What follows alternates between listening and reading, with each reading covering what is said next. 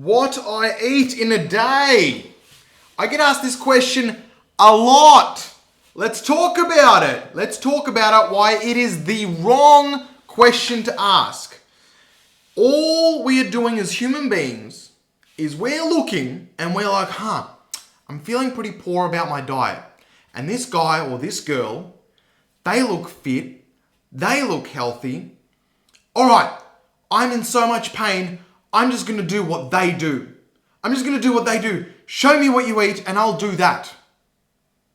How is that going to bring you closer to understanding your own health, your own nutritional requirements, and your own body?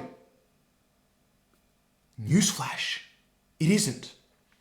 So, for 10 years, I went up and down. I tried every diet under the sun. I looked at other influencers and I'm like, I'll just do that diet. I'll just do that diet. I'll eat what they're eating. I was just looking for the short-term answers. No. None of that will help you understand your eating better, right? Wherever you start with your food is where you start, right? If I'm eating ice cream every day and then I show you a plate of chicken, I'm like, oh, just eat this because this is what I'm eating. How long do you reckon you'll be able to eat chicken before you're like, nah, that's it, I'm going to eat ice cream now?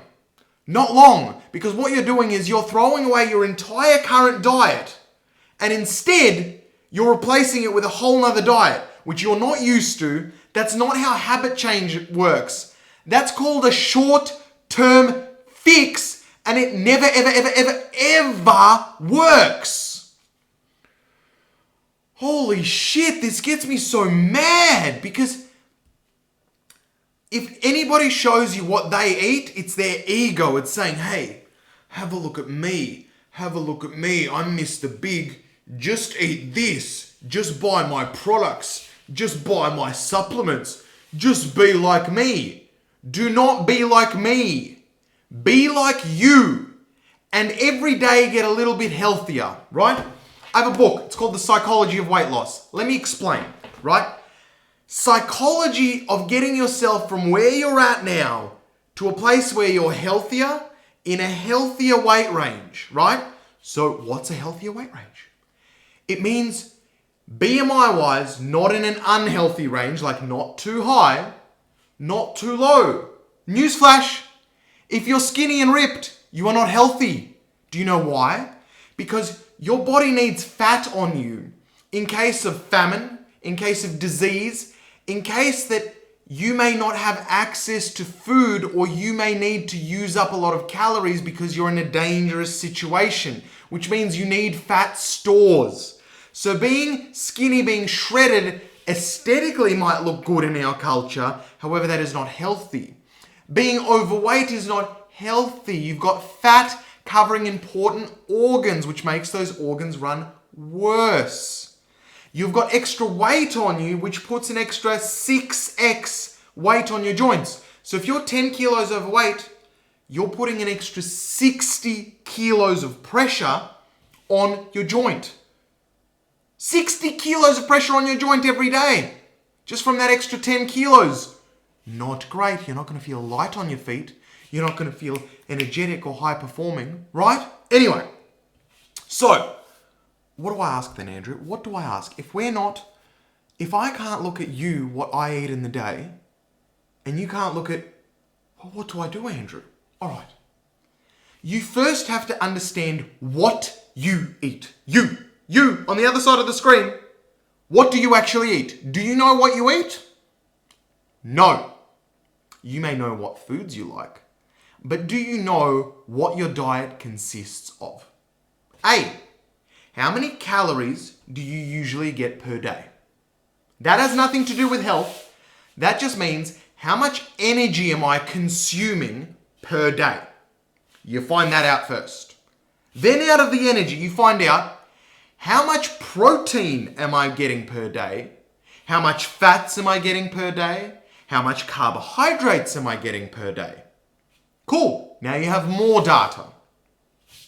3, how much artificial sugar am I getting per day?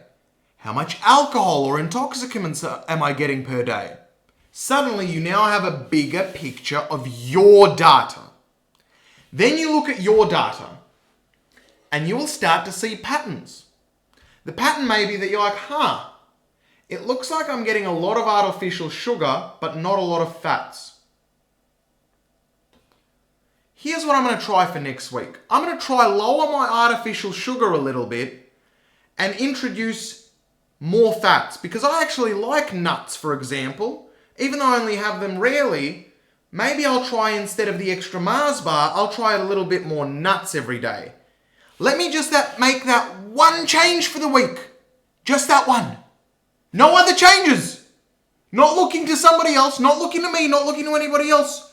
You look at your diet, your data, and then you make that one small change for the week. After that week is done, you then analyze. How did I feel? Did I feel better? Did I feel better in my body? Did I lose weight? Did I gain weight?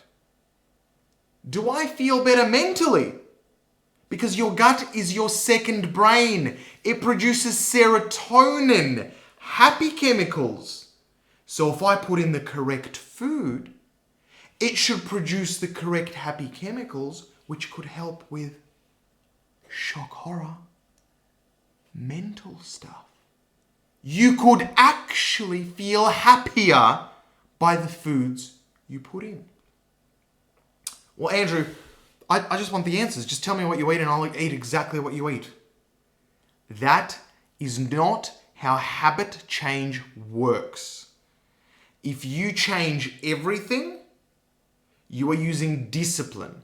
And discipline, like a rubber band, if you pull on it, it ends up snapping. And then you go back to your old diet and you go even higher than before and more unhealthy than before because you've been resisting it. Discipline snaps. At one point or another, discipline snaps, and the only people that maintain an intense amount of discipline for their entire life are pretty much unhappy their entire life because they're just pulling on that rubber band the entire time. They're like this the whole time.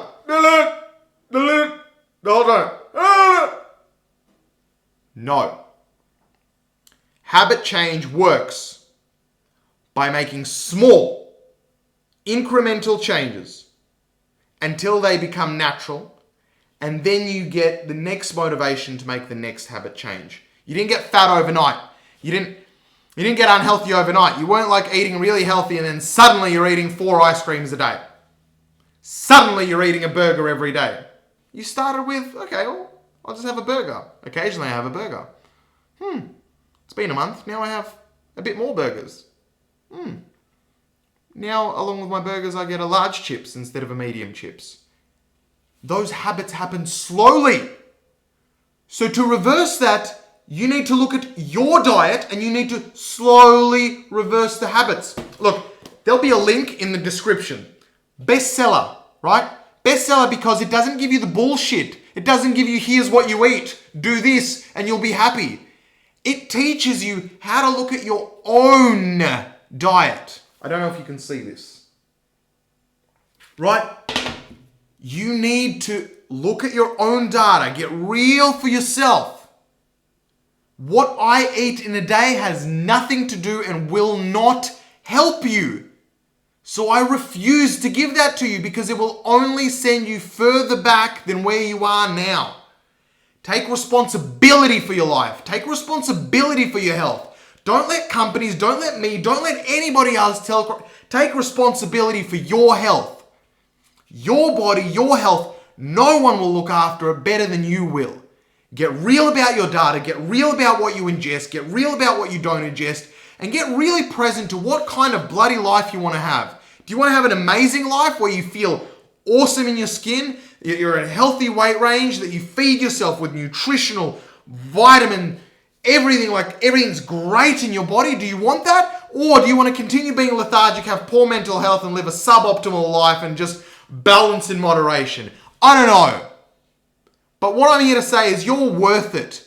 I spent most of my life uncomfortable, unconfident, lethargic, shit, mental issues. Now I don't have that. And I'm still working on my health journey. I continue to make the small habit changes get better and better. Always. It's a never-ending process.